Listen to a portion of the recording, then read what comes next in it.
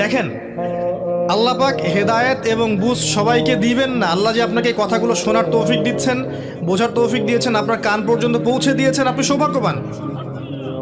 আল্লাহ পাক সবাইকে সুযোগ দিবেন না। 1999টা মানুষ জাহান্নামে যাবে, 1999টা মানুষ জাহান্নামে যাবে। এটা হাদিসে আসছে সহিহ বুখারীতে 4 বার।